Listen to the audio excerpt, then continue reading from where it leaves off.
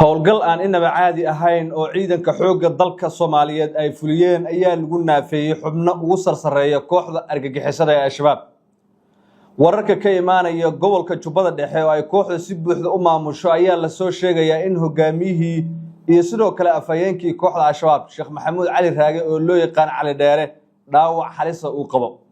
Haddaba warkan soo baxaya xaqiiqadiisu maxay tahay? Dhowr jeer oo hore ayaa ninkan lagu soo warramay in waxyeelo la gaarsiiyay. Sidoo kale ciidanka dawladda waxay kaabiga ku hayaan magaalada Maxaas ee gobolka Hiiraan oo ahayd magaalo istiraatiiji ah isla markaana qabsashadeeda ay muhiimad badan u sameynayso militariga Soomaaliya iyo sidoo kale argagixisada oo iyagu laftirkooda ku gacan adeegaya. Sidoo kale dagaal ka dhacay duleedka Daynuunay oo dhexmaray ciidamada dawladda iyo kooxda argagixisada ah waan kaaga warramaya. Mowduuceenan gabigiisuba waxa uu daaran yahay jabka khawaarijtu ku gaaray 3 gobol oo ka tirsan Soomaaliya 24 saac ee ugu dambeeyay. Haddii aad ku cusub tahay channelka subscribe soo dheh, muuqaalka like saar, una sii share garee saaxiibadaada waa maasantahay. Waxaan ku bilaabayaa magaalada Jilib ee gobolka Jubbada Dhexe waxaa ka dhacday duqeyn culus habeennimadii xalay ahayd waxaana lala eegtay xubno sarsare oo isugu jira hogaamiyayaal iyo maleeshiyaad ka tirsan kooxda naflacaariga ee Al-Shabaab. duqeynta waxay ka dhacday goob garaasha oo lagu farsameeyo qaraxyada iyo gaadiidka ay kooxda isticmaasho ee ay u adeegsato socodkooda gobolka maadaama gobolkaasi ay si buuxda u maamulaan. waxaa la sheegay in diyaaradaha duqeymaha ee Mareykanka iyo Turkidu mar isku mid ah ay duqeyn la beegsadeen halkaasi fariisimo ay ku lahaayeen kooxda Al-Shabaab taas oo keentay in kooxda ay kala firxato qaarkood la dhaawaco qaarkoodna dhulka uu la go'o oo ay dhintaanba. waxaa la wariyay khasaare 60 meeyo ku dhow oo ku jiro afhayeenkii kooxda Al-Shabaab Sheekh Maxamuud Cali Raage oo loo yaqaan Cali Dheere. wuxuu ahaa muddo dheer hoggaanka sare ee kooxda iyo ragga ay ka go'do talada isaga oo in badan ka hadli jiray weeraradii qaraxyo ee dhowr sano ka hor Muqdisho ka dhici jiray sidoo kale dilalka gaadmada ah ee loo geysan jiray odayaasha dhaqanka saraakiisha qaranka iyo qaybaha kala duwan ee bulshada oo xitaa warbaahinta ku jirto. laakiin waxaa la soo warinayaa in duqeyntaasi Cali Dheere ay haleeshay sidoo kalena uu qabo dhaawac culus sida xogta lagu helayo. waxaa jira rag kale oo argagixisada ka tirsanaan in lagu magacaabo Zakariya, mid kale oo lagu sheegay Abu Yaxya iyo Maxamed Ciise in lagu magacaabo oo kooxda ka tirsan ayaa dhammaantood jab culus la gaarsiiyay. sidoo kale goobta la bartilmaameedsaday waxay dawladdu ku burburisay agab badan oo qaraxyada kooxdu ay isticmaali jirtay iyo gaadi isugu jira kuwa qaraxyada ay u diyaarinayeen iyo kuwa kale oo hubka noocyadiisa kala duwan ay u saaraayeen oo ay doonayeen in kooxda ay ku howlgasho. si kastaba howlgalkaas sidii loo qorsheeyay ay u dhacay baa la yiri mana jirin wax khasaare ah oo ka soo gaaray dad rayida. garaashkan ku yaala magaalada Jilib ee gobolka Jubbada Dhexe waa markii labaad ee duqeyn san oo kale lala eegto sanadii 2023 horjoogayaal badan ayaa halkan lagu dilay. sanad iyo waxoogaa ayay argagixisadu ka maqnayd oo aysan deegaankaas wax dambe dhigan sidoo kalena hoggaankeeda isugu soo laaban. laakiin 3 sano kadib ama ku dhawaad way soo laabteen iyagoo islahaa mar kale hawshii uu idin qaban jiray ku qabsada laakiin cirka ayaa looga soo daatay. geesta kale haddaynu eegno daawadayaal ciidamada militariga Soomaaliya ayaa saacadihii la soo dhaafay howlgallo culus oo ka dhana kooxda Al-Shabaab ka wada deegaano hoos yimaada degmada Maxaaseed ee gobolka Hiiraan ee Soomaaliya. saraakiisha hogaaminaysa howlgalka ayaa sheegay in cutubyo ka tirsan ciidanka xoogga dalka Soomaaliyeed ay gaareen dhowr deegaan oo muhiim ah kuwaas oo ay ku sugnaayeen xubno ka tirsan maleeshiyada Al-Shabaab oo halkaas ka waday abaabul ciidan iyo falal liddi ku ah amniga sida xogtu ay leedahay. wararka ayaa intaas ku daraya in ciidanka ay sameeyeen baaritaano iyo howlgallo sifeyn ah oo lagu xaqiijinayo amniga isla markaana ay isku fidinayaan deegaano ku teedsan magaalada Maxaas ee gobolka Hiiraan ee Soomaaliya. saraakiisha ayaa sidoo kale xusay in howlgalladan ay ka mid yihiin qorshaha ballaaran ee dawladdu ay ku doonayso in dib loogu xoreeyo degmada Maxaas taas oo bartamihii sanadii hore ee 2025 dib ay ula wareegtay kooxda Al-Shabaab kadib dagaallo culus oo halkaas ka dhacay. ciidamada howlgalka fulinaya ayaa waxaa garab siinayay ciidamada deegaanka ee loo yaqaan Macaawisleyda kuwaas oo si wanaagsan u yaqaana juqraafi ahaan dhulka lagu dagaalamayo isla markaana door weyn ka qaadanaya hagidda iyo la socodka dhaqdhaqaaqyada kooxda markii ay kula socdaan rag deegaanka si fiican u yaqaan juqraafi ahaan geedgeed u kala garanaya tuulooyinka yaqaana dadka yaqaana sidoo kale wadooyinka aad u garanaya iyo marka ciidan la iska diro loona diro dhul baaxadiisa aan la ogeyn iyo juqraafi ahaan sida uu kala yahay cimiladiisu meelaha biyo ka dheerka ah dhulka cagdabaca iyo dhulka dhagaxa ah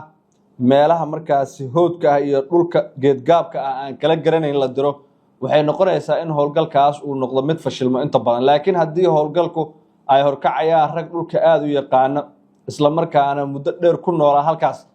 garanayana bey-adan iyo sidoo kale dadka deegaanka oo in hebel qof walba dhihi kara waxay sahlaysaa baa la yidhi howlgallada iskaashiga u dhexeeya ciidamada xoogga dalka iyo macaawisleyda ayaa la sheegay inuu sare u qaaday waxtarka howlgalka iyada oo la tilmaamay in guulo hordhaca laga gaaray meelaha qaar oo horey ay u maamuleysay maleeshiyada si kastaba ciidamada iyo dadka deegaanka ayaa xoojiyey dhaqdhaqaaqyada amni ee ay ka wadaan gobolka hiiraan oo markaasi goobo badan oo muhiim u ah ay markaasi dowladuna doonayso lagana qabanayo doorasho qof iyo coda sida dowladdu ay hore u sheegtay dowladda federaalka ee Soomaaliya dhankeeda waxay adkeysay muhiimadda ay leedahay sugidda amniga guud ee dalka iyada oo sheegtay in dadaal xoogan ay ku bixinayso sidii looga hortagi lahaa weerarada al-shabaab loona xaqiijin lahaa xasilooni waarta oo ka hana qaada guud ahaan gobolada dalka muddooyinkii ugu dambeeyay dowladdu waxa ay wada dhaqdhaqaaqyada noocan oo kala ah iyada oo la doonayay in mar kale lagu naafeeyo weerarada noocaana kooxda al-shabaab dowladda federaalka ee Soomaaliya waxay qorsheynaysaa in ay sii wado weerarada caynkan oo kala ah ee lagu dhabarjibinayo maleeshiyada argagixisada ee al-shabaab ayaa lagu yiri war ka soo baxay saraakiisha ciidanka xoogga dalka Soomaaliyeed oo ay kaga hadlayeen dagaaladii maanta ka dhacay qaybo ka tirsan gobolada dalka gaar ahaan Jilib iyo Maxaas oo Hiiraan iyo Jubbada Dhexe kala ah howlgalka ugu dambeeyay iyo dagaalka ugu dambeeyay wuxuu ka dhacay gobolka Bay gaar ahaan meel aan ka fogeyn magaalada Baydhabo ee gobolka Bay waliba aaga Daynuuna sida ay xogta leedahay Daynuuna waxay ka mid ahayd meelaha markaasi maleeshiyada al-shabaab ay ku soo dhawaaneysay doonaysan inay ka carqaladeyso ammaanka magaalada Baydhabo ee gobolka Bay laakiin waa la isku farasaaray oo halkaasi dagaal culus ayaa ka dhacay oo saacado badan qaatay dagaalkaasi waxaa lagu naafeeyay 5 ka tirsan maleeshiyada al-shabaab iyada oo la sheegay in ciidanka xoogga dalka dhankooda iyaguna uu jiro khasaare soo gaaray qaarkoodna dhaawacyo ay qabaan halka kuwa dhimasho ahna la sheegay dhaawacyada qaarkood diyaarada khaas ayaa soo qaaday oo Muqdisho ayaa la keenay sida ay xogta leedahay iyada oo wali saraakiisha ay ku sugan yihiin furimaha dagaal isla markaana ay diyaar u yihiin in ay sii wadaan howlgalkii xaq ahaa ee ay ku jiraan sida markaasi war ka soo baxay wasaaradda gaashaandhigga Soomaaliya lagu shaaciyay magaalada Baydhabo oo isbedel maamul uu ka dhacay ayaa muddooyinkii ugu dambeeyay ciidamada dowladda duleedkeeda waxa ay ka wadeen howlgallo lagu xaqiijinayo amniga السلام على سيدنا محمد صلى الله عليه وسلم شرف وين بيتهاي إن جوبجو كنقضو هوتيل كا إيربورت كا مقالة بوساسو إن ما تلفرو سوحا كلو شرف نانا إن هوتيل كا معمولي ديسا مارتي شركة عالمية معموليسو فلامينغو هوتيلز جروب أي معموليان وقوم علينا ورالها إمارات كا مارتي ديرنان تاس أي سميين وحروا inaan fariin u diro dadka reer Puntland gaar ahaan dadka gobolka Bari iyo magaalada Boosaaso waxa leh maartay Soomaaliya waxay tiraahdaa nabad baa naas la nuugale in maalgashi la helo in ganacsigu koro in maalgashiga lagu soo dhiirado in dadka dalku ku soo noqdaan in bilicda dalka la arko nabadda keentay waan garanaynaa sanad iyo bar ka hor si xaaladu ahayd ilaahay baa ku mahadle madaxweynaha dowladda Puntland waa uga mahadcelinaynaa go'aankii geesinimada lahaa ee uu qaatay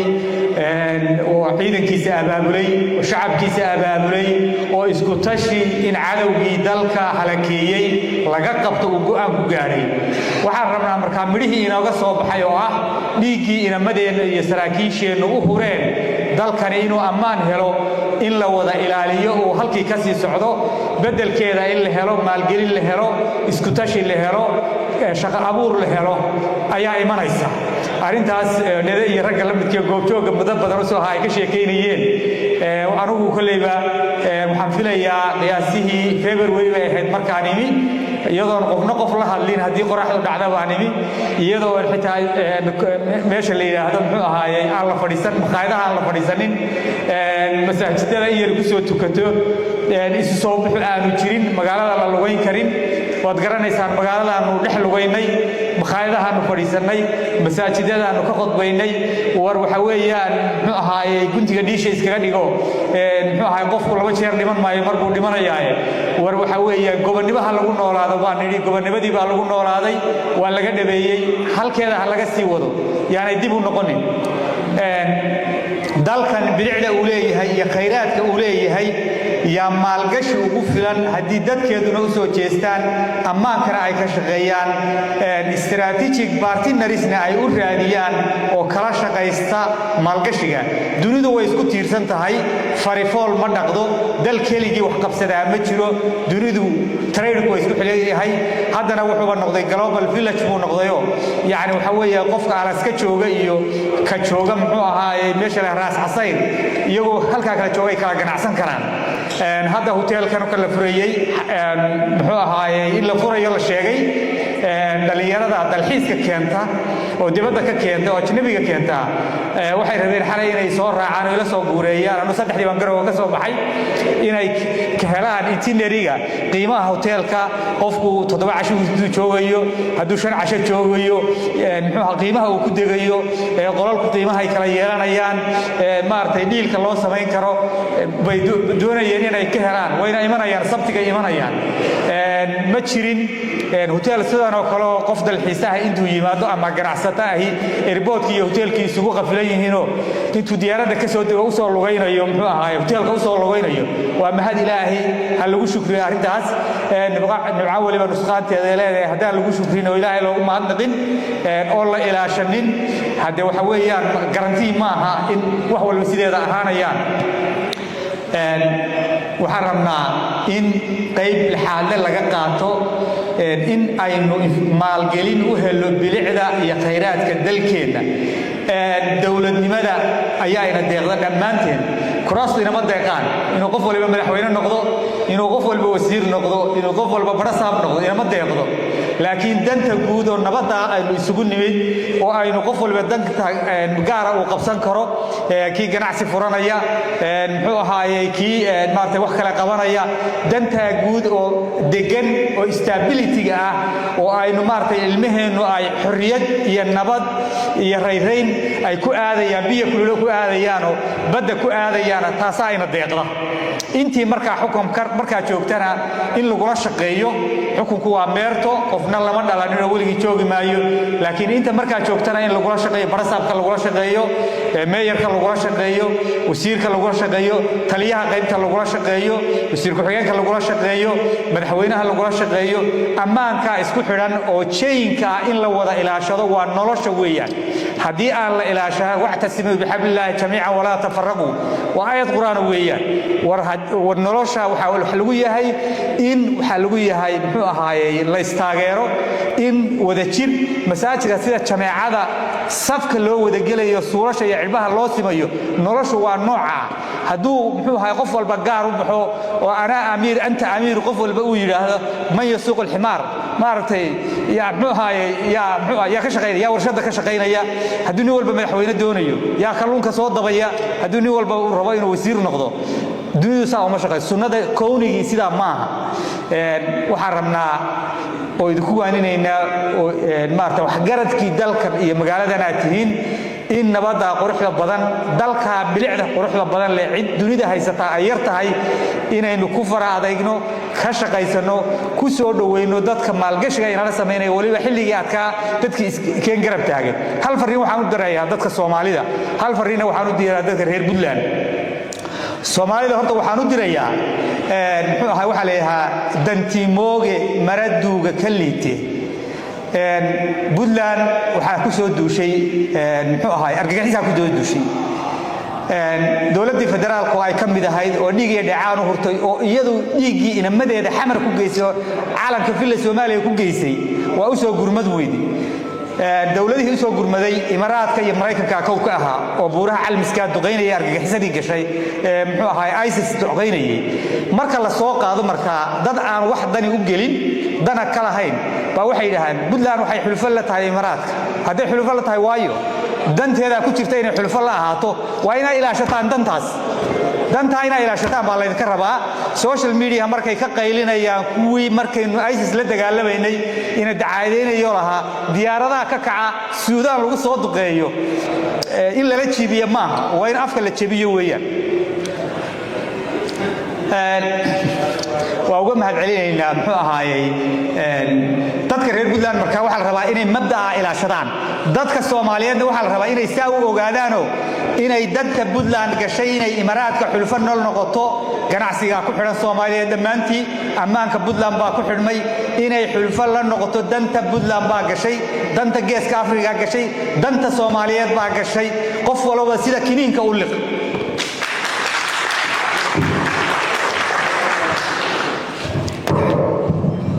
waxaan rabaa markaa iyaro inaan dareensiyo walaalaheena inala jooga